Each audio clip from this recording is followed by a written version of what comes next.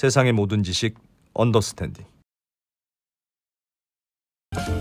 네, 언더스탠딩을 시작하겠습니다. 오늘은 저 혼자 할 겁니다. 왜냐하면 오늘은 2%도 필요 없고 사실은 저도 없어도 되는 날인데 그래도 누군가 한 명은 있어야 될 것 같아서 2%도 보내고 저 혼자 왔습니다. 왜냐? 오늘은 바로 그분이 오시는 날이거든요. 언더스탠딩을 쭉 보셨던 분들은 잘 아시겠습니다만 이재용 회계사님이 아주 오랜만에 조선의 제일검이 드디어 칼을 다 갈았다. 그래서 이제 다시 나올 때가 됐다. 그래서 한 3개월 동안 쉬시다가 오랜만에 나오셨습니다.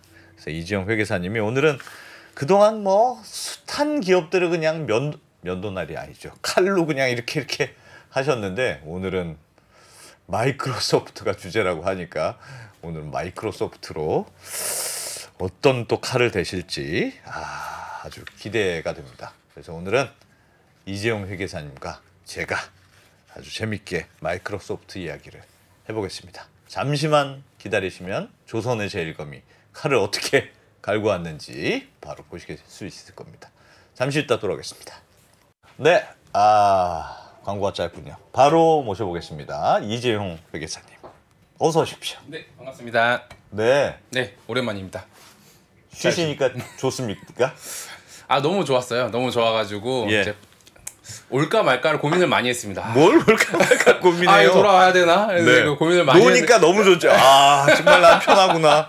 네, 쉬니까 너무 네. 좋은데 막상 또 이게 막 가끔 이렇게 찾으시는 분들이 계세요. 그럼요. 언제 오시냐고 물어보시기도 하고 예. 또 한 3개월 정도 쉬니까 약간 그런 거 있잖아요. 약간 도태되는 느낌? 그러니까 이게 점점 내 이름을 찾는 사람이 점점 줄어드는 것 같은 그런 그 것도 불안감. 그런 것도 있고 약간 뭐라 그러지? 그러니까 뭔가 이렇게 누가 나를 쪼아줘야 예. 제가 막 이렇게 막 강의를 하든 글을 쓰든 뭔가를 하고 그렇죠. 또 그런 것들이 남아야 내가 이제 발전을 하는데 네. 이제 3개월 동안 아무도 나를 이제 별로 터치를 안 하니까 이게 좀 나 무뎌지는 것 같고 저희의 그 괴롭힘이 그리워지지 않았습니까? 왜 안 나오냐 말하면서. 그러니까 뭐 이래저래 네. 그래서 그래도 약속한 게 있는데 돌아와야지 하고 왔습니다. 아유, 고맙습니다. 오니까 좋네요 또.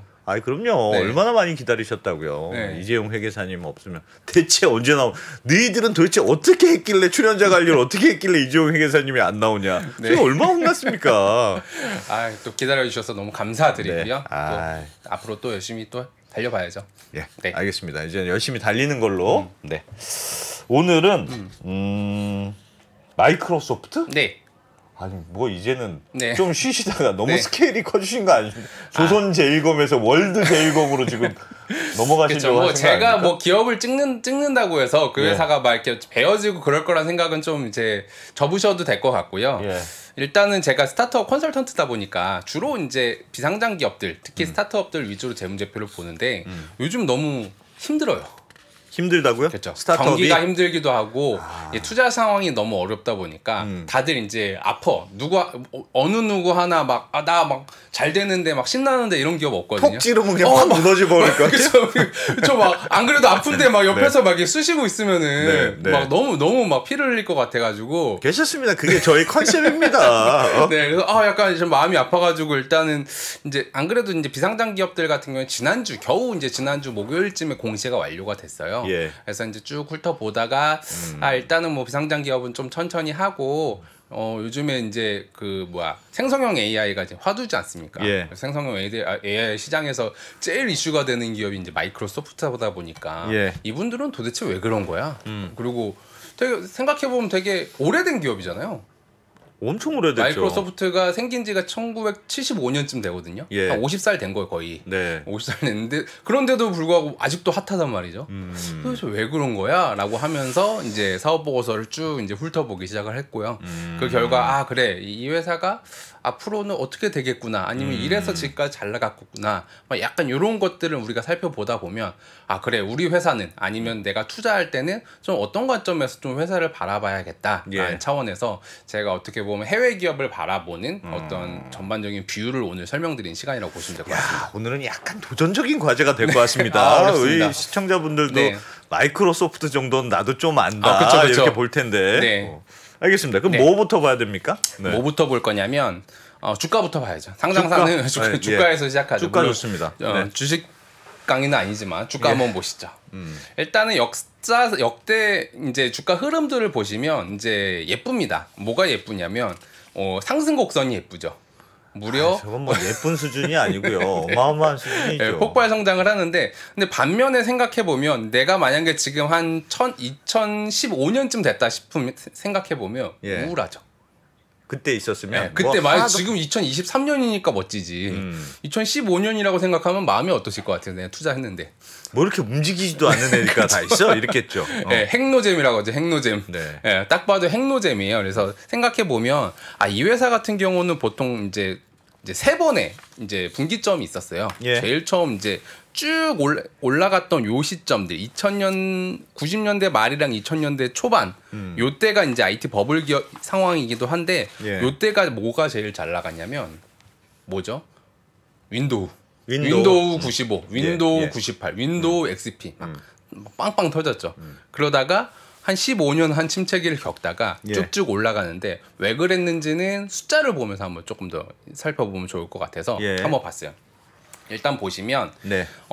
첫 번째 전성기는 당연히 이제 90년대 말입니다. 보시면 이제 여러분들이 이제 제가 달러로 표시해 드려서 이제 헷갈리실 수는 있을 것 같은데 예. 이제 대기업들의 재무제표는 100만 달러로 표시가 됩니다. 예. 근데 앞자리 세 자리에 점이 하나 찍혀 있잖아요. 예. 여러분들이 이제 원화로 이제 환전하는 좀 어려움을 많이 겪으실 거예요. 네. 그럴 때는 어떻게 하는 게 제일 좋냐면 요 앞에 있는 점 앞에 예를 들어 3, 4, 5 이렇게 있잖아요. 예.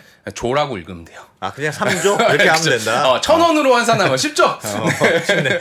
쉽네. 이렇게 되면 뭐지? 막 일시백천만 하는데 매우 사소한 꿀팁. 네, 아주 작은 꿀팁이에요. 미국 기업 보실 땐 점 앞에 그냥 조라고 읽으시면 됩니다. 3조, 4조, 5조, 8조. 훨씬 쉽죠. 네. 물론 1,300원이니까 1.3배 정도 해야 되긴 하는데 예. 뭐 대충 그렇게 보시면 될 것 같고요. 어쨌든 93년에서 2000년 사이에 불과 한 7년 만에 매출액이 한 37, 20에 한 7배 정도 성장을 합니다.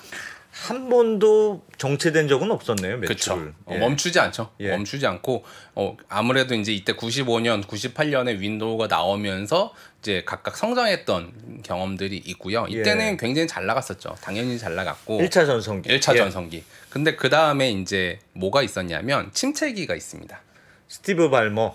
스티브 발머라고 이제 이게 그 덩치 크고 지금 예. 이제 LA 클리퍼스 이제 NBA 구단주 하시는 분 계신데 예. 이분이 이제 MS 초기 멤버였는데 요분이 약간 이제 침체기를 리드를 합니다. 근데 보시면 이제 한 51조 따지고 보면 한 60조 조금 넘는 숫자에서 예. 한 90조 정도라고 했는데 이제 여기서 드는 의문은 약간 이제 침체기는 아니 원래 늘기는 느는데 숫자만 보면 침체기는 아니에요. 근데 예. 상대적으로 보면 야 지난 여기 93년에서 2000년까지는 7배 올랐는데 예. 2007년에서 14년까지는 2배도 안 됐어. 따지고 보면 침체기 맞죠. 그러네요. 예. 뭔가 좀 예. 곡선이 매우 완만해졌다. 그렇죠. 그렇게 보면 뭐 그렇다고 해서 뭐 엄청 이렇게 하락하고 있는 기업이냐? 그건 또 아니야. 그것도 아니고. 근데 미국 기업이라고 하기엔 좀 재미가 없었던 거죠. 야, 니네 뭐 1년에 겨우 뭐 10% 20% 성장해 가지고 뭐 재미있어? 그렇지. 그게 이제 요 주가로 이제 보여주는 명색이 마이크로소프트인데. 거죠. 야, 니 마이크로소프트가 10% 오르는 게 뭐 그게 오른 거야? 라는 식으로 이제 보시면 될 것 같고요. 예. 그다음에 최근 이제 2차 전성기. 2차 나델라. 전성기. 나델라라고 하는 분이 이제 2014년쯤에 아마 CEO가 됐던 것 같은데 요분 같은 경우는 매출액이 어떻게 보면 93조. 야, 그거 팁 되게 유용하네. 네, 눈에 그죠. 바로바로 훨씬 낫죠. 물론 1.3배 해야 되게 한 110조 네. 에서 한 200조 넘는 숫자로 아주 최근에 유용합니다. 찍게 됐습니다. 예, 물론 뭐 이때도 뭐 그래봐야 한 2배 아니야 생각하지만 이 기간이 되게 대단했던 이유는 따지고 보면 2015년의 영업이익은 대략 한 18조, 그래 환율 따지면 20조 정도예요. 예. 그게 2007년의 영업이익은 거의 같습니다. 와, 그쵸? 그랬네. 그럼 한 7, 8년 동안 이 회사는 그냥 변화가 없었던 거야. 네. 근데 이분이 딱 오자마자 이제 뭘 하죠? 이분이 클라우드 전문가다 보니까 예. 클라우드 베이스로 막 이제 달려갔죠. 달려가다 보니까 지금 영업이익이 거의 환산하면 100조. 83조, 100조. 환산하면 100조. 영업 이익이 100조인 기업이 됐던 거야. 나델라 이후에 어마어마하게 진짜 성장했구나. 내가 취임할 때는 매출액이 100조였는데 지금은 이익이 100조인 기업이 된 거예요. 야. 영업이익률이 19%에서 42%. 42%. 네. 네. 일단 요 트렌드를 보면서 일단 아무래도 이제 대기업들 같은 경우는 예. 역사를 좀 보는 게 중요합니다. 그런 거 보면 일단 여기서 이해할 수 있는 이제 첫 번째 어떤 인사이트라고 한다면 CEO가 중요하다. 아니 네. 그 정도는 대충은 압니다. 네. 나델라 그쵸. CEO가 와서 네. 뭐야 클라우드 서비스로 좀 하고 그쵸. 뭐 AI도 열심히 하고 그게 그쵸. 지금 빛을 발하는 거 아니야? 그쵸. 뭐 그런 말씀을 하시려고 그쵸. 하는 거 아닙니까? 아, 그렇긴 하지만 일단 네. 요건 배경 지식이에요. 배경 네. 지식이 왔고요. 어. 이제 그 다음에 이제 봐야 될 거는 우리가 그럼 이런 상황에서 잘 됐던 건 알겠어. 잘 됐다가 침체했다가 잘 됐던 건 알겠어. 근데 그게 과연 지금은 2023년인데 23 이후에도 그 회사가 잘 될 거라는 보장이 있어? 어떻게 보면 사티아 나델라는 이제 클라우드 전문가고 예. 클라우드 베이스로 여기까지 성장해왔는데 그 회사가 과연 내년에도 내후년에도 10년 후에도 잘 될까? 예. 그건 알 수 없는 일이잖아요. 그거를 그렇죠. 어떻게 좀 재무적으로 내지는 어떤 주변 정보들을 취합해서 해석할 수 있을까가 예. 오늘 어떻게 보면 제가 이제 주제를 가져오게 된 문제의 시작이라고 보시면 될 것 예. 같아요. 알겠습니다. 네. 그런 상황에서 그런 상황에서 네, 요 장편 그러니까 그러니까 좋은 기업이라고 하면은 어떤 기업을 생각하세요? 그러니까 이제 대표님께서 그러니까 기자님께서 보시기에 예. 이 회사는 좋은 회사야라고 하면 어떤 걸 먼저 보세요? 저는 일단 네. 좋은 기업이야 뭐 네. 돈 잘 벌고 돈 잘 버는 기업. 매출액이 예쁘게 늘어나느냐 이익률이 좋으냐 CEO가 매우 괜찮으냐 뭐 그쵸. 그 정도를 보통 보겠죠. 그렇죠. 그런 것들은 이제 재무적으로 표현해 보면 예. 요 장표와 같습니다. 오늘은 좀 제가 쭉 한번 가볼게요. 네. 보통 많은 분들이 특히 재무 전문가들이 얘기하는 게 세 가지 요소 정도 얘기해요. 일단 숫자 보고 그 회사가 괜찮은 회사야라고 물어본다면 요 세 가지를 보라고 보통 얘기를 합니다. 안정성, 성장성, 효율성. 그렇죠. 안정성은 쉽죠. 뭐. 안 망할 거냐. 그렇죠. 두 번째는 실적이 얼마나 밑으로 안 꺼질 거냐. 저건 매출이고 앞에 거는 이익이고. 예. 그렇죠. 안정성은 보통 현금 잔고나 예. 자산 규모, 뭐 부채 구조 뭐 이런 것들을 같이 보라고 하고요. 성장성 같은 경우는 지금도 잘 컸는데, 예. 그러니까 지금 잘 큰 게 미래에도 과연 잘 클 거냐. 예. 뭐 그런 것들을 이제 고려하라고 하고요. 예. 효율성은 뭡니까? 효율성은 그 성장하는 가운데 캐시를 얼마나 많이 써야 돼. 그러니까 원가율이 얼마나 높아 내진 낮아. 예를 들어서 내가 뭐 물건을 파는데 매출 원가가 한 뭐 80, 90% 돼요. 예. 그러면 사실 효율적인 기업이냐라고 하면 조금 아리송하기도 하고요. 그렇죠. 그리고 예를 들면 뭐 넷플릭스처럼 뭔가 내가 매출을 찍기 위해서 뭘 미리 투자를 계속 해야 돼. 앞단에 뭐 계속 뭔가 이렇게 계속 쏟아 부어야 돼. 뭐 그런 기업들 같은 경우는 약간 이제 효율적인가라고 하면 좀 이제 위험하다라고 볼 수 있죠. 언더스탠딩은 매우 비효율적인 스타일이네요. 언더스탠딩은 비효율적이긴 하죠. 왜냐하면 이제 우리 방송을 끊임없이 뭘 매일매일 넣어야 해야 돼. 매일. 그런 관점에서는 비효율적이고, 네. 약간 이제 좀 효율적인 부분도 있어요. 예. 왜냐하면 이제 여기 출연진 나오시는데 예. 이제 전문가들 오시는데 그렇게 막 많이 안 줘도 되잖아요. 짠돌이 경영. 네, 짠돌이 경영. 많이 안 줘도 되잖아요. 그런 면에서 보면 약간 효율적이에요. 그러네. 네, 알겠습니다. 그렇죠. 그런 급히 넘어가시는데 네. 어쨌든 그런 관점에서 이제 방송을 보신 분들께서도 내가 주식 투자를 해야겠다 내지는 어떤 내 인생을 배팅해야겠다라고 한다면 이 회사 중에 안정적인가 성장성이 있는가 효율적인가 이 세 가지 중에 예. 과연 어떤 게 제일 부족한가를 생각해 보는 게 제일 중요해요. 부족한 걸 찾는 게 중요해요? 네. 네. 물론 강점을 강화하는 것도 중요한데 네. 뭐 일단 제 경험상 그러니까 어떤 기업이 장기적인 추세를 보면 예. 제일 약점이 발목을 잡는 경우가 제일 많습니다. 그렇죠. 약점이 그래서 아무리 뭐 성장성이 좋아도 최근에 뭐 약간 이익이 안 나오는 스타트업들이 어려워지는 이유도 안정성이나 효율성이 이슈가 있어서 그렇고 따박따박 이익은 나는데 뭐 상장이 실패한다든지 주가가 안 오르는 기업들을 보면 성장성이 발목을 잡는 경우가 많습니다. 아, 그렇죠. 네, 그렇죠. 그런 거 보면 네. 결국 우리가 기업을 볼 때 안정성, 성장성, 효율성 중에 제일 꾸진 거, 제일 나쁜 거가 뭔지를 한번 좀 그쪽으로 프레임을 두고 생각해 보면 그러면 내가 기업을 조금 더 잘 골라낼 수 있지 않을까?라고 생각을 해보면 좋을 것 같아요. 그럼 마이크로소프트는 저기에 해당하면 뭐 어떤 게 부족합니까? 마이크로소프트는 네. 뒤에서 말씀드리겠습니다. 알겠습니다. 네. 시나리오가 있다. 시나리오가 네. 있습니다. 네. 네. 뒤에서 말씀드릴 거예요. 빌드업 있습니다. 좀만 기다려주세요. 일단은 뭐부터 봐야 되냐면 대기업이잖아요. 네. 가진 게 뭔지를 일단 봐야 돼요. 가진 게 뭐냐? 너희들이 가진 게 뭐냐? 왜냐하면 이제 뭘 많이 가져야 미래에도 좀 잘 벌지 않습니까? 뭐 MS, 뭐 윈도우, OS를 가지고 있고, 그쵸. 다들 뭐 오피스 쓰고 있고, 그렇죠. 뭐 그런 걸 가지고 있겠죠. 그쵸. 그거 가만히 따박따박 들어올 거 아닙니까? 그쵸. 가만히 있으면. 그것도 되게 좋은 포인트고요. 보통 이제 재무제표를 펼쳐보면 재무상태표가 제일 위에 있잖아요. 예. 재무상태표를 보면 이제 재무적으로 가진 어떤 자산 목록들이 나오는데 그걸 한번 같이 보시죠. 자산. 어떤 자산을 가지고 있느냐? 그렇죠. 예. 자산 보시면 2022년에 364조. 이제 보이시죠? 네. 400조 정도 자산이 있는데요. 네. 400조 넘죠. 400조 넘는 자산이 있는데 일단 대표적인 게 캐시 내지는 어떤 현금과 비슷한 비스무리한 금융 자산이 우리는 이게 뭐야? 104조. 1,000억 불. 그러니까 환율로 따지면 137조 원. 예. 우리는 1,000억 불 있어요. 무지하게 많죠. 일단 기본적으로 무지한 게 현금이 많다. 현금 일단 기본적으로. 현금 혹은 현금으로 막 바꿀 수 있는 그렇죠. 금융자산. 당장 내가 현금화할 수 있는 금융자산만 137조 있어. 저 좀 문제 있는 거 아닙니까? 현금이 저렇게 많은 거는? 문제 있을 수 왜냐하면 그거는 기업의 어떤 규모나 상태에 따라 좀 달라져요. 예. 그러니까 어떤 기업이 137조인데 그 회사가 뭐 엄청 큰 회사야. 내지는 이미 엄청 잘 벌어. 137조는 큰 금액이 아닐 수도 있는데 그렇게 안 버는 회사인데 현금이 그렇게 많네? 그거는 좀 문제 있을 수 있죠. 돈을 이렇게 효율적으로 못 쓰는 것 같은 느낌도 들고. 물론 그쵸. 현금이 많다는 게 욕할 일은 아니지만 그쵸. 회사가 뭘 그 돈을 가지고 뭘 이렇게 투자도 하고 자꾸 미래를 위해서 뭘 써야지. 네.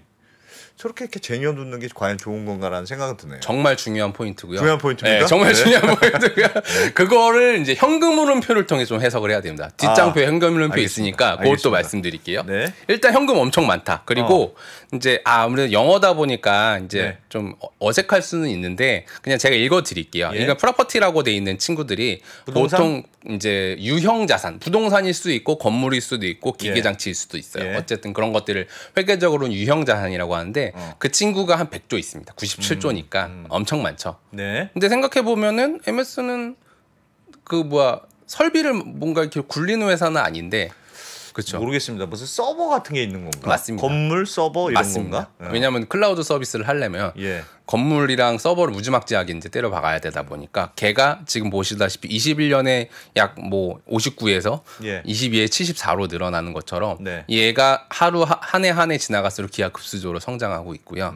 그 다음에 이제 굿윌이라고 돼 있는 게 이제 저 뭡니까? 영업 의지입니까? 의지? 네, 열심히 할 거야. 그건 아니고요. 네. 회계적으로는 이걸 영업권이라고 하는데요. 네. 영업권은 뭐냐면 영업권? 한국말로 하면 권리금. 권리금. 네, 기업 인수할 때 네. 내가 뭐 10조다, 100조다 인수를 하는데 네. 그게 보통 그 회사의 장부 금액보다는 비싸게 주고 사왔을 가능성이 높지 않겠습니까? 예. 권리금. 권리금이 쌓인 게 한 88조 정도 된다. 그런 것도 회계적으로 다 반영하는군요. 그렇죠. 보이고요. 그게 이제 절대적인 규모와 늘어난 속도를 같이 고려해야 되는데 이 회사는 결국은 현금 엄청 많고요. 유형 자산 많은데 쭉쭉쭉쭉 늘어나고 있고요. 권리금도 많은데 쭉쭉쭉쭉 늘어나고 있다. 일단 그 이 세 가지가 되게 주요 자산이다. 이걸 보고 무슨 생각을 해야 돼요? 이걸 보고 생각해야 되는 건 뭐냐면 현금이 되게 많네. 일단 현금 많은 거는 일단 안전하네. 그리고 왜 안전한지는 그리고 현금이 어떻게 돌고 있는지는 현금 흐름표 가서 봐야겠네. 일단 예. 여기까지 생각하면 되고요. 예. 그리고 이제 그 아랫단에 있는 비유동자산이라는 친구가 뭐냐면 네. 이제 이 커런트 어셋 밑에 이제 넌 커런트 어셋이 있는데 얘네들은 기업이 사용할 어떤 재산 같은 거예요.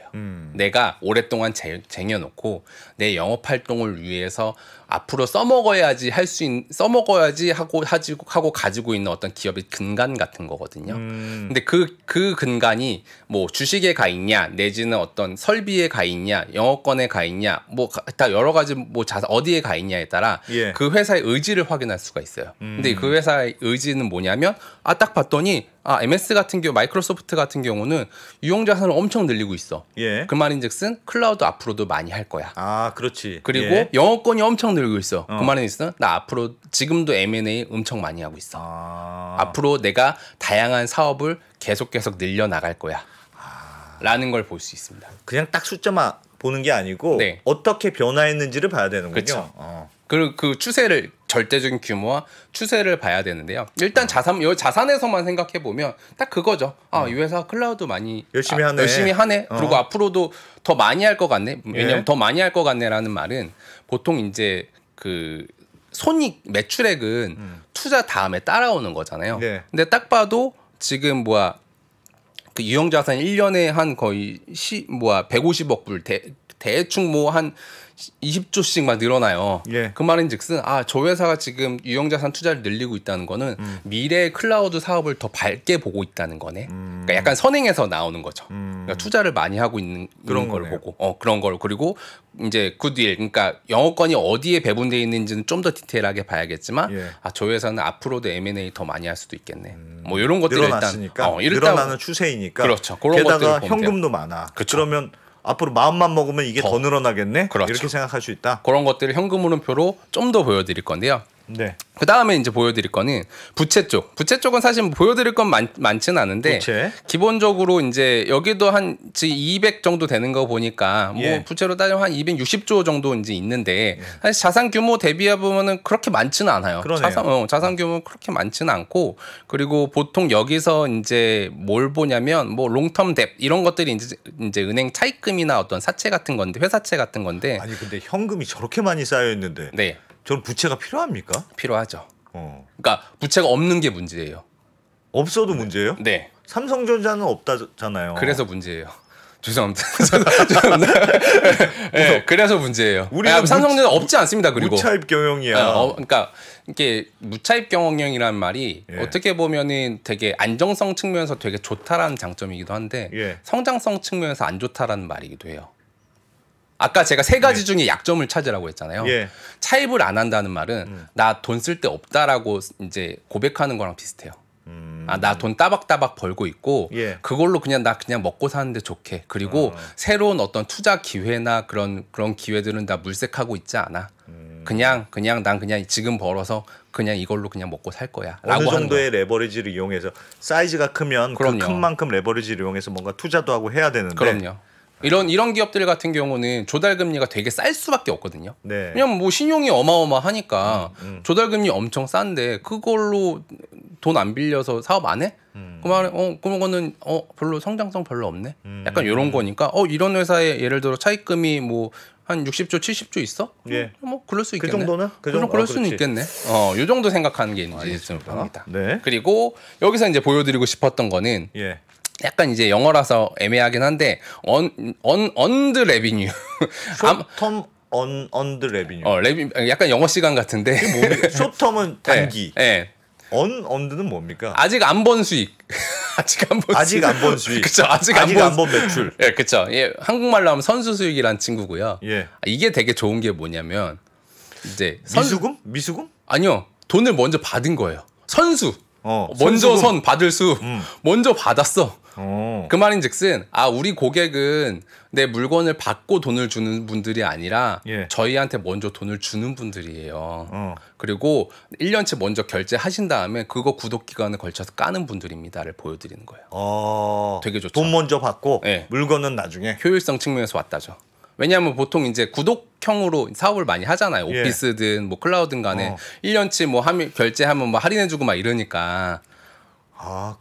그게 영어가 좀 이상하다. 예. 언드면 예. 아직 안 번 매출이잖아요. 예. 안 번 매출인데 돈은 이미 들어왔어. 돈 들어왔어. 그러니까 매출은 매출인데 아직 내 손익계산서상 매출액으로 찍히지 않은 일단 받아만 놓은 돈만 돈이다. 받은 그렇죠. 매출이 아직 아니고 돈만 받은 거 일단 그렇죠. 돈만 받은 거다. 진짜 대박입니다. 돈만 그게 만약에 늘어나고 있다. 지금 보면 뭐 21년에 뭐 415억 불, 22년에 455억 불로 늘어나고 있으면 얘네들은 고스란히 다음 해에 매출액으로 찍힙니다. 찍히겠죠. 그래서 와. 이런 회사들 같은 경우는 만약에 미래를 예측하고 싶다. 예. 전년도 말 이제 선수 수익 잔고랑 당년도 말 선수 수익 잔고를 비교해 봐서 당년도 말 선수 수익이 많이 늘어난다.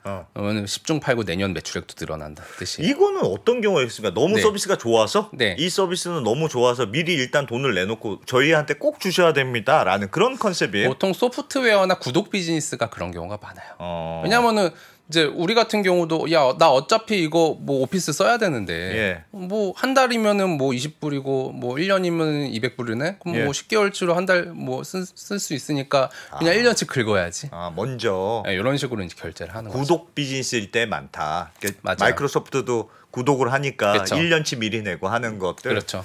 그런 경우. 그래서 이런 기업들은 딱 자세히 보셔야 되는 게 선수 수익 추이 얼마나 이제 많이 늘었냐에 따라서 이제 달라지는데 네. 딱 봐도 야 이것도 잘 늘어나고 있고 선수 수익이 무려 59조 원이에요. 야. 달하는 금액 무려 50. 얘 고스란히 매출액으로 간단 말이죠. 네. 효율성 진짜 좋다. 너무 좋은 좋다. 너무 좋은 비즈니스다. 라고 이해하시면 될 것 같아요. 아니 뭐 오늘은 마이크로소프트 배는 거 아니었습니까? 뭐 아닙니다. 좋은 얘기만 계속 나오네. 오늘은 약간 그냥 해외 기업 분석하는 방법에 대한 강의 정도로 생각을 해주시면 좋을 것 같아요. 알겠습니다. 그래도 호시탐탐 노려보겠습니다. 그렇죠. 뭐 안 좋은 거. 그렇죠. 네. 그래서 아까 지금 말씀하신 현금 너무 많아서 문제 아닙니까? 이거 예. 좀 과합니다.라고 하는데 그 흐름들을 이해하려면 현금 흐름표를 봐야 되는데 요거 네. 한번 보시죠. 요거 보시면 보통 이제 수차례 말씀드렸던 것처럼 현금 흐름표라는 거는 영업 활동 이제 여기는 재무 활동 먼저 나오는데 재무 활동, 투자 활동 현금으로만 나눠집니다. 그래서 네. 보통 기업 돈이 어디서 어떻게 흐르냐면 영업에서 돈을 벌어요. 지금 영업에서 돈을 버는 숫자가 60, 76, 89 늘어나는 거 보고 환산하면 한 116조 정도 되는데 예. 캐시를 무지막지하게 봅니다. 와. 딱 봐도 아까 그 우리 영업이익이 22년에 한 90조 정도 됐는데 네. 그거다 돈을 좀 더 벌죠. 캐시를. 저게 지금 연간으로 버는 돈이에요? 네. 와. 연간 100. 아까 영업 이익이 한 100조 돼요 라고 했잖아요. 예. 근데 영업 활동 현금 흐름으로 캐시인 하는 거는 116조인 거예요. 오. 왜? 아까 보여드렸다시피 우린 선수하는 회사니까. 일단 돈부터 들어와. 일단 돈 현금이 일단 1년에 들어와 들어온 있어. 돈이 116조니까 현금 잔고 한 100조 정도 있어도 돼요. 일단 기본적으로. 네, 그러네요. 100조 있는 게 아무렇지도 않은 거네. 그리고 그럴 수 매년 있지. 그냥 현금으로 저돈 1년치 뭐 들어오니까. 돈은 쟁여놔야지. 약간 이런. 네. 일단 그렇고요. 예. 좀 규모를 좀 우리가 좀 어색하지만 이해는 해볼 필요는 있어요. 예. 그다음 그 돈이 어디로 흐르냐면 재밌는 게 이게 이 영어가 커먼 스탁. 리퍼체스드인데 이게 뭡니까? 자사주 매입. 예. 자사주 매입하고 배당하는데 요거 두 개 합쳐서 한 66조 정도 씁니다. 와, 역시 많이 쓰는구나. 주주 환원을 네. 한 절반 이상 하는 번 거예요. 거에 예. 번 거에 절반 정도 한다. 주주님들 감사합니다. 어. 돌려드리고요. 훌륭한 회사네. 네, 아주. 주주님들 감사합니다. 돌려드리고요. 예. 그 다음에 이제 남은 것들 중에는 이제 보시면 아시다시피 여기 위에가 이제 그 유형 자산의 취득이고요. 예. 밑에가 보통 이제 주식 취득, 기업 지분 인수, M&A 이런 거예요. 예. 그거 한 반반 나눠가지고 저희 유형 자산 투자 31조 하고요. 기업 지분 인수하는데 한 28조 씁니다. 따지고 보면 다 쓰는 거죠. 번 거를. 네, 번 그러니까 거. 번 거를 자사주의 배당으로 일단 한 반 정도 쓰고 나머지 유형자산이라는 게 무슨 예를 들면 클라우드 뭐 이런 서버 사고 건물 컴퓨터, 짓고 건물. 그런 거 쓰고 M&A 하고 하는데 번 돈 싹 다 쓴다. 네. 그럼 저렇게 보면 현금을 많이 보유하고 있다고 보기가 어렵네요. 1년치 가지고 한 해- 있는 거. 그렇지. 그렇지. 대단히 많이 유동성 보유 비율처럼 예, 예, 한 그쵸. 1년치 정도는 기업이 회사 현금이 있어야지. 그쵸. 하면서 1년치만 납두고. 물론 쓰는 돈은 아직도 쓰는 건 그거보다 덜 쓰겠지만 어. 1년치 벌 거 그냥 들고 있는 거예요. 이야. 그런 거 보면 이제 여기서 얻을 수 있는 생각은 저렇게 큰 회사도 돈을 1년에 100조씩 버는데 예. 저 100조가 굉장히 공격적으로 많이 쓰이는구나라는 걸 이제 이해할 수 있을 것 같아요. 그러니까 쟁여놓는 기업이 아니에요. 그러네요. 현금을 쟁여놓지 않습니다. 들어오면 들어온 녹도 다 씁니다. 현금 흐름표를 봐야지만 그런 게 보입니까? 아까 네. 전처럼? 그렇죠. 아. 3개년도 봤더니 이 회사는 들어오면 들어온 족족 다 쓰고 심지어는 가끔 뭐 그런 큰 M&A 사례 같은 거 있으면 네. 차입금 땡겨가지고 더 쓰죠. 투자를 많이 하는 회사다. 투자 많이 하고 그리고 주주 환원을 굉장히 많이 하는 회사다. 아, 볼수록 괜찮네. 네. 네. 일단 주주 그래도- 환원을 많이 하는 이유에 대해서는 어떻게 보세요? 아 이거 너무 번 돈을 너무 다 쓰는 거 아닙니까? 예. 이거 뭐 기업이 사업해야지 이렇게 너무 배당 성향으로 보면 한 50% 60% 되는 거잖아요. 그렇죠. 미국 기업들 중에는 가끔 그런 데들이 있긴 있는 것 같아요. 우리나라는 잘 없는 것 같은데 미국 기업들 중에서는 막 자사주하고 대부분이라기보다는 굉장히 많습니다. 굉장히 많아요. 네, 굉장히 그러니까 애지간히 좀 많이 버는 회사들은 다 이렇게 배당을 많이 합니다. 5-60%씩. 네. 우리나라는 어느 정도 합니까? 저 정도나. 아주 미미하죠. 제가 아직 숫자를 이제 구체적으로 꼽아보지는 않지만 일단 예. 제가 가진 인사이트로는 기억으로는 네. 상당히 미미합니다. 네, 미미한데 이제 이 회사가 이런 회사들 같은 경우는 이유가 있긴 해요. 예. 왜냐하면 이제 보통 이제 CEO가 소유자랑 다르잖아요. 예. 보통 이제 소유 경영이 분리됐다 보니까 일단 내가 이 주가 부양을 해야 되는 의무가 있어요. 의무가 있다 보니까 주가에 연동돼서 인센티브 받는 경우가 많죠. 그런 경우 스톡 예. 옵션 엄청 많이 받죠. 예. 그래야 내가 이 주식이 올라야 내가 뭐 연봉 뭐 몇십억밖에 안 되는데 주가가 올라야 뭐 몇백억 몇천억 버니까 예. 뭐 그런 것도 좀 있을 수 있고요. 그리고 그런 것도 있어요. 그러니까 되게 큰 기업이잖아요. 1년에 100조씩 벌어요. 예. 그 100조씩 번 진짜 거를 좋겠다. 그렇죠. 1년에 100조씩 버는 거를 예. 내가 다 쓰면 어떻게 되냐면 자산이 자꾸 커져요. 뚱뚱해져요. 예를 들어 100조 벌어서 네. 건물 사는데 100조 써. 예. 그럼 나는 예를 들어 지금 자산 300조인데 예. 내년엔 400조 되는 거예요. 어. 그 다음에 또 100조 또 써. 그럼 500조 되는 거야. 예. 그 말은즉슨 자산이 자꾸 비대해지는 거거든요. 이거 좋네요. 자산이 많고. 아, 비대해지면- 내가 부동산이 이렇게 많구나. 아이고 좋아라. 뭐 이러면 안 됩니까? 비대해지면 그만큼 뭐라 그러지? 그 유연성이 떨어진다고 해야 되나? 예. 그러니까 날렵해지지가 않아요. 아, 회사가 보통 뚱뚱하면 ROA가 안 좋아지는 리턴 온 에셋이라고 하는데 예. 자산 대비 수익률이 안 좋아져요. 자산 대비 수익률이 안 좋아지면 주가도 무거워집니다. 그러니까 나를 계속 이제 그 가볍게 살을 빼는 거예요. 어떻게 보면. 근데 뚱뚱해지면 안정성은 있고 네. 아, 여기는 무슨 일 있어도 자산이 이렇게 많으니까 망하진 않겠네. 그쵸. 이런 생각은 더 드는데 네, 몸이 좀 무거워진다. 그렇죠. 그러다 보니까 성장성이 약점이 생기는 거죠. 그래도 예를 들면 자사주 매입이나 배당은 주가에는 부양이 되지만 그냥 네. 날아가는 돈이잖아요. 회사 입장에서 보면 네, 주가는 올리는 영향은 긍정적인 효과는 있으나 그냥 그쵸. 자산을 사면 그래도 그건 남는 건데 그렇죠.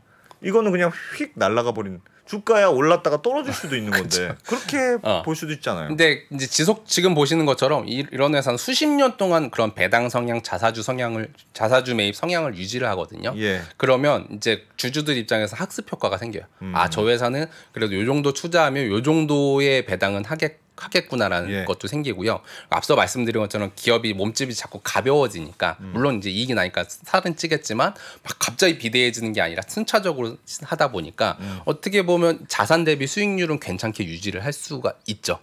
플러스 제가 생각해 볼 때는 그런 것도 있는 것 같아요. 100조나 벌잖아요. 예.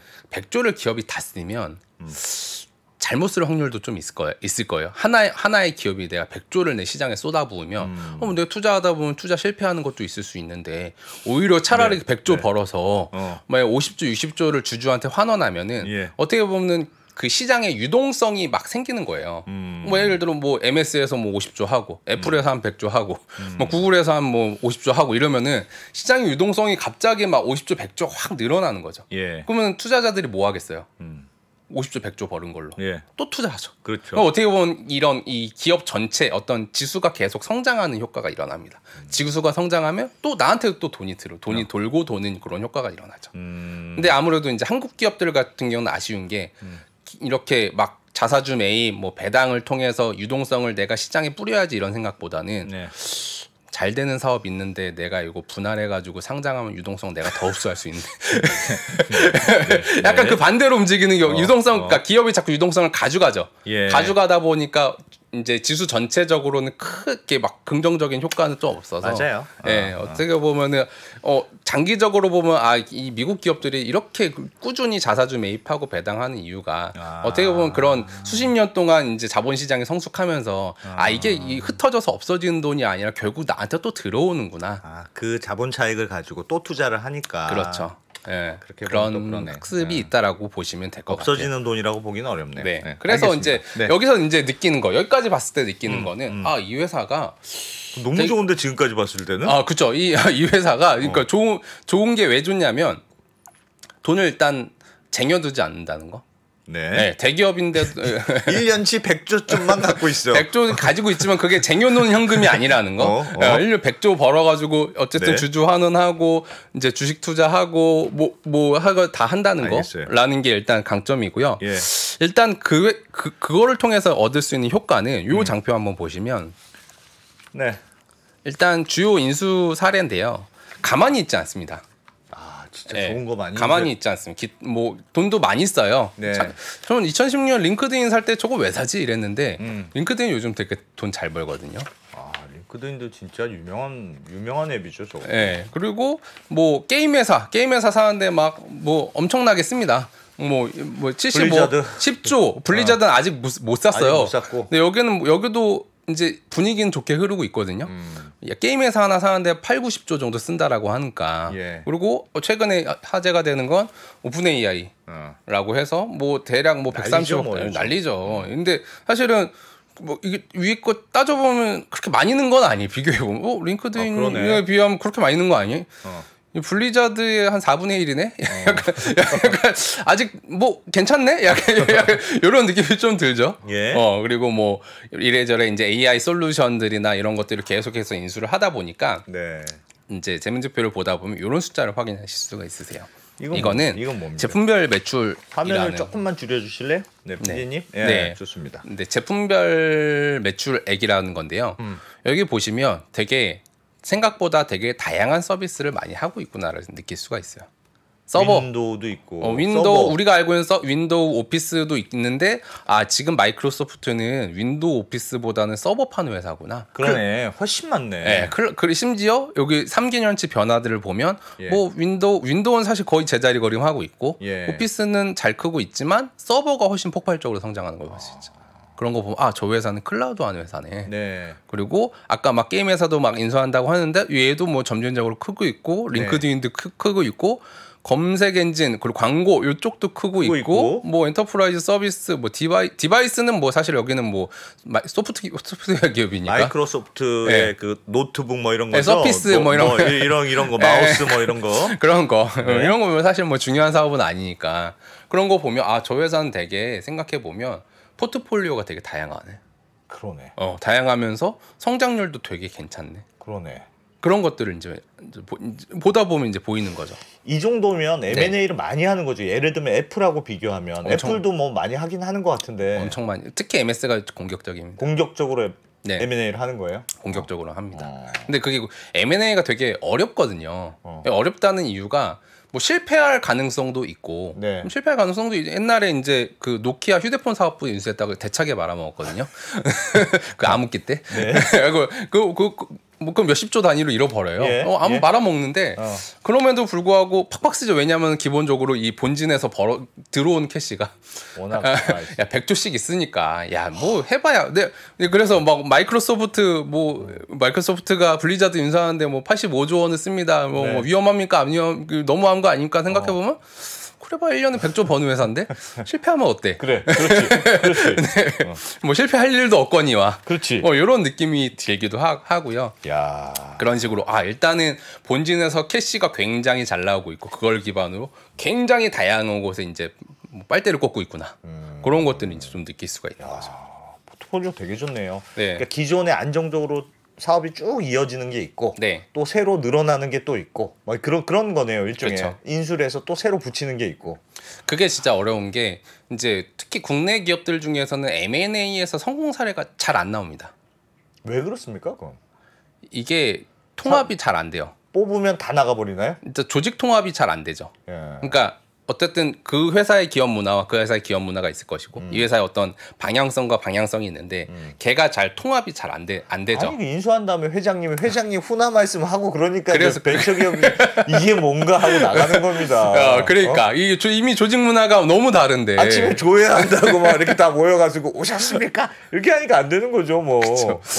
근데 뭐 아까 MS가 링크드인 인수해서 되게 잘 된 것도 그렇고 예. 뭐 구글이 유튜브 인수한 것도 그렇고 뭐 우리 페이스북이 인스타 인수한 것도 그렇고 어쨌든 미국 기업들 중에서는 뭔가 이렇게 투자해서 굉장히 잘 키웠던 경험들이 굉장히 많거든요. 근데 그것도 어떻게 보면은 미국 조직 문화 어쨌든 미국 전체적으로 어떤 얻을 수 있는 어떤 축복이라고 해야 되나 그런 예. 것 중에 하나인 것 같아요. 물론 언어 차이도 있을 것 같기도 하고요.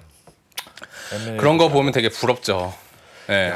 그래서 이제 드리고 싶었던 말씀 중에 하나는 제가 예. 뭐 말이 많은데 예. 그러면 이 장표 딱 펼쳐놓고 좋아. 그럼 이 회사가 잘 될 거야 안 될 거야라고 생각을 해보면 뭐 그냥 과거 추세 보면은 뭐 143, 뭐 168, 198 그러면은 뭐 22년에는 뭐 250, 300 되는 거 아닙니까? 그건 너무 과한 예측이죠. 과한 예측인데 그래서 이제 매출 그 회사의 미래를 예측할 때 되게 중요한 포인트는 뭐냐면 PQ? 매출을 쪼개서 생각해 보라는 거예요. P냐 Q냐? 그 회사가 매출액이 늘어날 거냐 줄어들 거냐는 가격이 늘어날 거냐 수량이 늘어날 거냐 아니면 둘 다일 거냐 둘 중에 하나일 때 이제 뭐 복합적으로 생각을 예. 해봐야 되는데 일단 수량을 생각해 보면 수량에서 제일 중요한 건 뭐냐면 시장이죠. 그렇겠네. 그 회사가 어떤 위치하고 있는 시장이 얼마나 더 커질 거냐. 근데 윈도우 같은 경우는 아무래도 이제 시장 성장이 많이 이제 좀 이제 거의 많이 왔죠. 뭐 윈도우 쓰던 사람이 더 쓰진 않으니까. 네.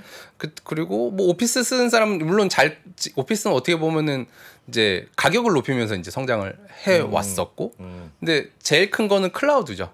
예. 클라우드가 과연 어디까지 클 거냐. 그리고 클라우드가 크기 위해서는 필수적으로 아까 보신 것처럼 막 20조, 30조 내지는 막 4, 50조 정도의 캐시 투자 계속 들어가야 되는데 예. 그걸 감당할 만한 수준이 있을 거냐? 일단 그 부분을 일단 생각을 해야 되고요. 예. 그리고 과연 그 회사가 가격을 올릴 수 있을까? 소비자가 가격을 올렸을 때 이게 수요를 많이 뺄까? 그 부분도 생각을 해야 돼요. 얼마 독점적이냐? 그렇죠. 독점적인 지휘력이 있느냐? 기술력이 있느냐? 디자인이 있느냐? 뭐 애플 맨날 올리잖아요, 가격을. 맨날 올리죠. 맨날 사지. 맨날 사죠. 그게 기술력과 뭐 어떤 감성 요소들 뭐 이런 것들이 다 복합적으로 이제 이루어지는 거잖아요. 맞아요. 그런 것처럼 과연 저 회사가 수량이랑 가격 중에 어떤 거를 더 올릴 수 있지? 아니면 어떤 걸 다 통제할 수 없지?라고 생각해 보면 결국은 되게 거시적으로 바라봐야 될 것 같아요. 그래서 지금 마이크로소프트 같은 경우는 둘 다 올라갑니까? 일단 이거 보고 한번 생각해 보시죠. 예. 요즘 시대가 이렇게 바뀐다고 얘기들 많이 뭐 14년 주기설 이야기하는데 네. AI의 시대죠. 그렇죠. 지금 이 과거 인터넷 시대, 모바일 시대 생각해 보면은 잘 됐던 기업들이 있어요. 뭐 구글, 아마존, 뭐 검색 엔진, 뭐 쇼핑, 뭐 SNS, 뭐 이런 기업들이 인터넷 시대에 잘 됐고 모바일에는 뭐 디바이스 만드는 삼성이나 애플, 뭐 내지는 뭐 어떤 관련 서비스하는 기업들이 굉장히 잘 됐어요. 예. AI 시대에 잘 될 기업들은 뭐가 있을까요? 오픈 AI.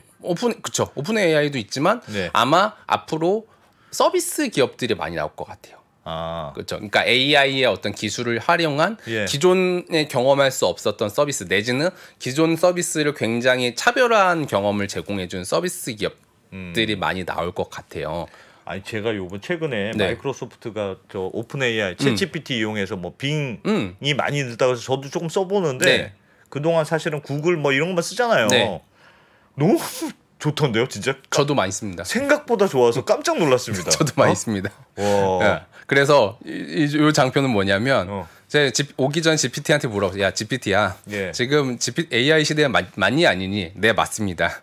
그러면 그런 시대에 뭐 어떤 서비스가 잘 될 것 같아? 그러니까 10개 꼽아주더라고요. 이거 뽑아준 거예요? 네, GPT-4가 꼽아준 거예요. 그냥 그대로 제가 받아준 거예요. 뭐가 잘 될 것 같아? 그래서 꼽아왔더니 GPT-4가 뭐 우리가 어느 정도 그래 납득은 되죠. 뭐 가상 비서, 뭐 데이터 분석, 뭐 자동화, 뭐 콘텐츠, 뭐 기타 뭐 여러 가지 서비스 여기 이제 막 기타 설명들도 막 갖다 더해주거든요. 아마 저는 이 시기를 이제 약간 21세기 골드러시라고 생각을 해요. 골드러시 생각을 해보면 아마 1850년대쯤에 이제 미국에서 캘리포니아에서 야 금이 발견됐대라고 하면서 이제 막 동쪽의 사람들이 서쪽으로 막 이동을 하거든요. 근데 막 이동을 했는데 그때 그 막 이동한 사람들이 돈을 많이 벌었을까요? 적게 벌었을까요? 많이 번 사람은 소수다. 그렇죠. 많이 죽었어요. 많이 죽었어요. 총 들고 옛날 그 서부 시대. 야 저기 야 금광 나왔대. 이러면 갑자기 막 갱들이 와가지고 야 금광 내놔. 빵빵빵 내지는 뭐 이런 식으로 많이 피를 많이 흘렸고요. 그래서 그 골드러시 기간 동안 제일 돈을 잘 번 기업들은 잘 번 사람은 누구냐면 총 파는 사람들입니까? 리바이스. 리바이스 청바지. 야 나는 니들이랑 안 싸울 거고 니네 광산 들어가야 되잖아. 청바지는 입어야 될 거 아니야. 청바지는 바지 찢어지지 않니? 그러네. 청바지를 사라고 하는 거죠. 그래서 따지고 보면 지금 앞선 장표 보여드리면 지금 인터넷 시대, 모바일 시대 굉장히 서비스 기업들이 잘 됐는데 조금 더 생각해 보면 거기에서 인프라를 제공했던 기업들도 굉장히 잘 됐어요. 예를 들어서 인터넷 시대, 뭐 컴퓨터, 반도체, 뭐 이런 거 파는 회사들 뭐 그런 잘 됐고, 모바일 시대, 뭐 클라우드 내지는 뭐 어떤 TSMC, MS처럼 뭔가 이렇게 기반 사업들을 제공해주는 서비스가 또 못지않게 잘 됐거든요. 어떻게 보면은 이제 위에 있는 이 서비스 기업인 친구들은 뭐 물론 이분들은 이미 되게 잘된 분들이긴 한데 서비스인 기업은 어떻게 보면 제로에서 되게 리스키하게 올라와서 큰 수익을 얻은 사람들인데 밑에 있는 사람들은 어떻게 보면 뭐 하던 거 하거나 내지는 어떤 살짝의 어떤 변주를 줬는데 거기서 어떤 이득을 얻었던 사람들이란 말이죠. 그러면 결국은 이제 AI 시대가 되면은 그래 골드러시가 돼서 지금도 이제 스타트업 중엔 전 스타트업 컨설턴트니까 만나는 기업들 중에 내지는 대표님들 중에는 이런 거 생각하는 분들 되게 많으세요. 근데 아직 어떤 서비스가 될지는 구체적으로 우리가 상이 안 떠오르네요. 그렇죠. 요 중에일 거고 그 다음에 또 더 나올 거예요.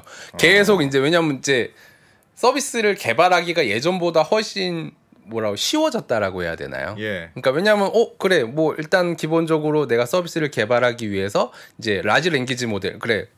GPT에서 API 꽂아서 일단 가져오고 그리고 일단 서비스를 개발할 때 원래는 뭐 내가 서버 사야 되고 뭐 또 해야 되는데 아마존에 하면은 클라우드 붙여주고 거기서 이제 컴퓨팅 리소스까지 제공을 해주다 보니까 그래 내가 어느 정도 아이디어만 좀 구체화하고 그거와에 특화된 어떤 데이터를 입수하고 학습하는 방법을 좀 더 고민을 해보면 이제 스타트업들이 예전보다 훨씬 이제 어떤 특화된 서비스를 개발하기에는 훨씬 좋아진 환경이란 말이죠. 그러다 보니까 아마 뭐 지금은 표면적으로 많이 안 나오지만 이제 좀만 있으면 막 이제 다양한 서비스들이 많이 나올 거예요. 이제 챗GPT를 보고 그거를 적용한. 그렇죠. 지금 아직은 지금 물 밑에서 지금 이제 잘 만들고 있는 뭐 기업들이 워낙 많은데 지금 이제 골드러시라고 하는 이유가 보였거든. 야 저기 금이 발견됐대. 저거야. 저기 자 이제 달려가자. GPT라는 금이 발견됐대. 저기서 이제 채취를 하면은 우리도 굉장히 혁신적인 기존에 볼 수 없는 혁신적인 서비스를 만들 수 있대. 그런 식으로 이제 막 이제 달려드는 회사들이 무지막지하게 많을 겁니다. 근데 우리가 아까 제가 골드러시 얘기를 하는 이유가 무지막지하게 많이 발견됐는데 만약에 예를 들어 제가 뭐 스타트업을 창업을 해요. 그래서 뭐 예를 들어서 뭐 어떤 데이터 분석을 해요. 만약 내가 투자를 할 수 있도록 당신 뭐 그냥 아이디만 입력하시면 제가 투자는 제가 해드릴게요. AI 이용해서 해드릴게요. 막 이렇게 하면은 제가 막 구독료 받거나 어떤 투자 수익 받아가지고 이제 막 이제 운용을 해주겠죠. 근데 문제는 그러고 나면은 내 스타트업인 나 입장에서는 뭐가 안 좋아지냐면 이제 구독료 받아서 막 운용을 하잖아요. 근데 고객 입장에서 너무 좋은 거야. 그러면은 이제 트래픽이 막 늘어납니다. 자꾸 막 방문해서 막 서비스를 자꾸 애용해. 애용하면 문제는 뭐냐면 내 비용으로는 일단 이 오픈 AI한테 이제 API 수수료 내야 되고요. 아마존한테 클라우드 비용 내야 되는데 서버비 내야 되고. 그게 이제 트래픽이 늘어나면 늘어날수록 어마무시해집니다. 청바지 파는 애들은 결국 오픈 AI하고 아마존이라 서버. 근데 또 아마존이랑 또 오픈 AI는 잘 되려면 또 엔비디아 가서 또 그래픽 카드를 또 수만 개씩 주문해야 되네. 그래서 약간 이제 돌고 돌아서 뭐 논한 건 엔비디아긴 한데 엔비디아 내지는 오픈 AI 뭐 그런 이제 클라우드 라지 랭귀지 모델 뭐 요런 분들이 어떻게 보면은 나는 뭐 니네 뭐 하고 싶은 거 해. 뭐 투자를 하든 뭐 의료를 하든 뭐 자동화를 해. 싸워라 막 이런 거 빌려줄게. 서로 근데, 싸울수록 좋네. 그 하나 대신, 망하면 또 얘가 쓰고 그 얘가 대신 싸우다 이거. 나는 뭐 와이나 그냥 해. 내가 해줄게. 도와줄게. 네. 수수료만 내. 약간 그런 거지. 근데 생각을 해보면 이제 마이크로소프트 입장에서는 되게 좋은 게 그 모든 영역에 다 발을 걸치고 있어요. 네. 일단 기본적으로 이제 라지 랭귀지 모델 같은 경우는 오픈 AI에 투자 이제 입도 선매하면서 지분율 상당히 많이 가졌죠. 예. 그래서 뭐 지분율이 몇 프로인지 공개는 안 했지만 결국 종국은 49%까지 될 거라는 이제 기사들이 많이 나오고 있고요. 그럼 사실 자회사로 생긴 거고. 예. 그리고 클라우드는 뭐 이미 뭐 아마존이랑 양강 체제 구축했고 이미 뭐 좀 계속 이제 이제 성장을 계속하고 있고.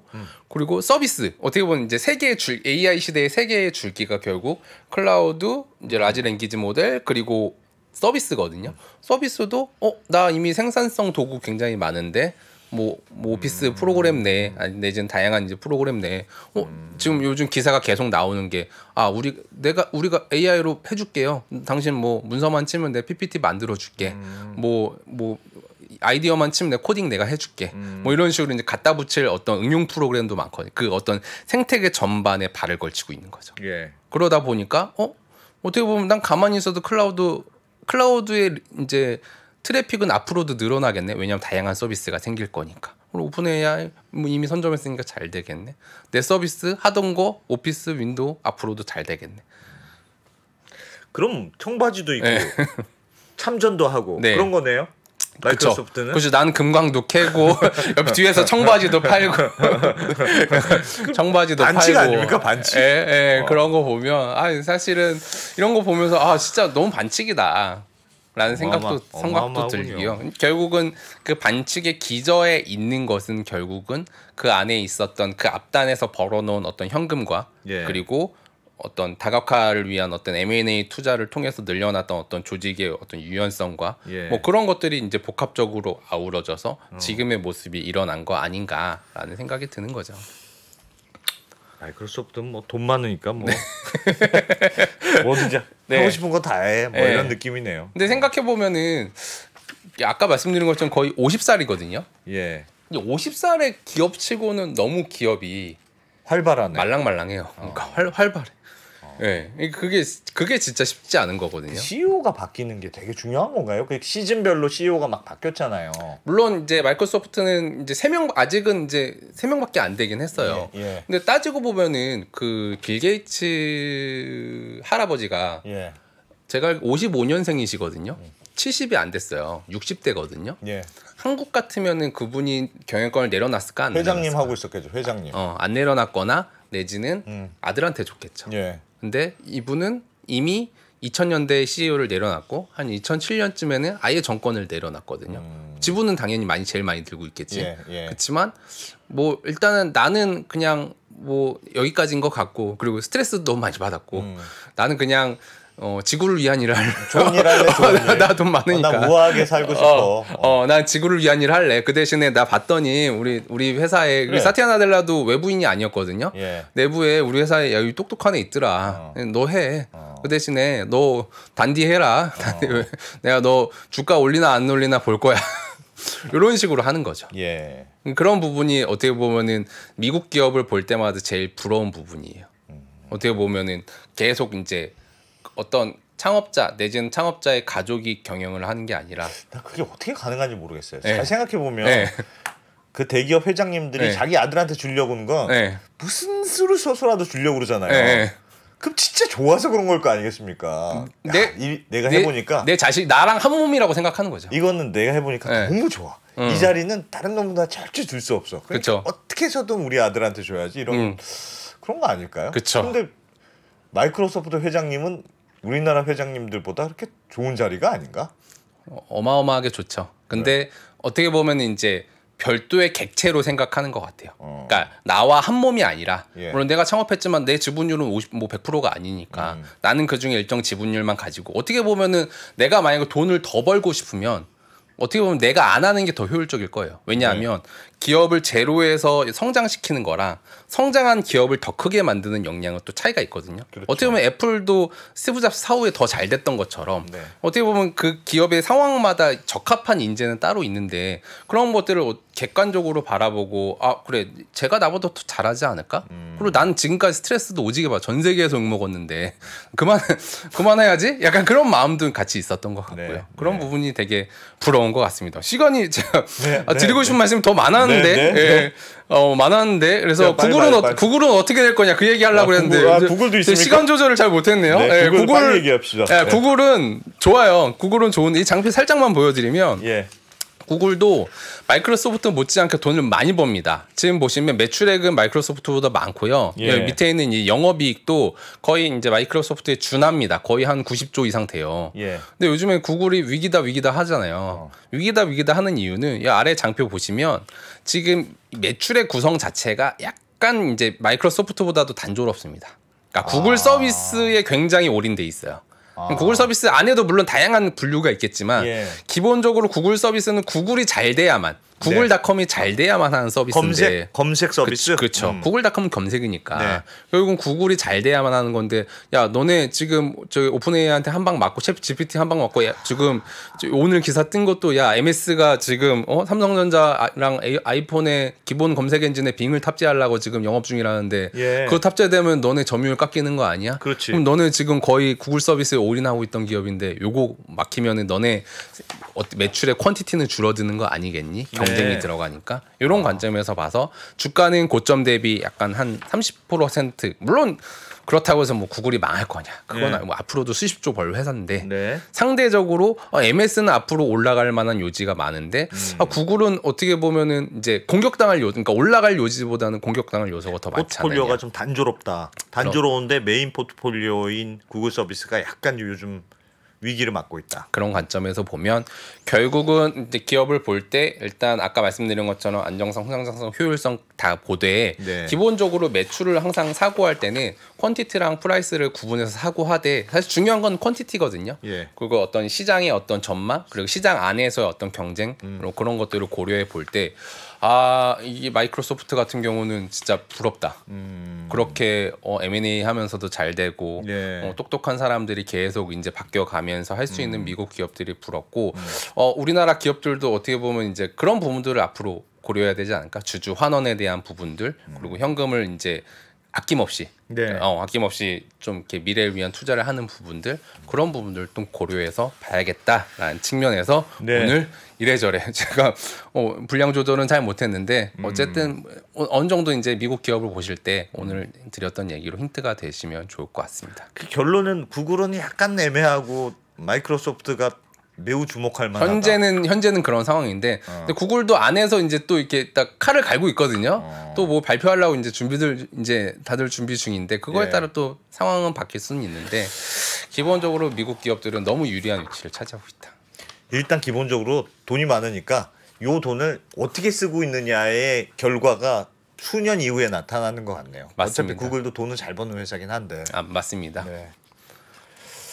알겠습니다. 오늘은 글로벌 제1검으로 돌아온 이재용 회계사님. 야, 오랜만에 또 해외 기업 재무제표 보니까 재밌네요. 이런 것도 괜찮은 것 같습니다. 네. 뭐 앞으로도 뭐 미국 기업 포함해서 좀 다양한 기업들 좀 소개해드리면서 살짝 좀 더 배는 느낌이 있었으면 좋겠습니다. 예, 다음 시간에 좀 더 배는 시간 있을 것 같아요. 지금 준비 중이거든요. 네, 예. 오늘은 약간 오늘, 돌아온 기념으로 네, 약간 매우 행복한 느낌으로 어루만져줬어요. 네, 알겠습니다. 네. 자, 이재용 회계사님 오늘 잘 들었습니다. 네, 고맙습니다. 감사합니다. 네, 자 글로벌이 아니죠. 퇴근길로 이어가겠습니다. 고맙습니다. 달라진 중국, 달라질 중국. 중국이 기침을 하면 한국은 독감에 걸린다. 최근 중국은 지난 10년보다 더 빠르게 변하고 있습니다. 이런 변화를 주도하고 있는 중국 정부. 그들의 계획을 우리는 얼마나 알고 있을까요? 중국의 정책을 제대로 이해하기 위해 만든 언더스탠딩 특강 시리즈 달라진 중국, 달라질 중국. 중국 전문가 이철 박사의 강연으로 만나보시죠. 지금 바로 영상 아래 링크를 확인하세요.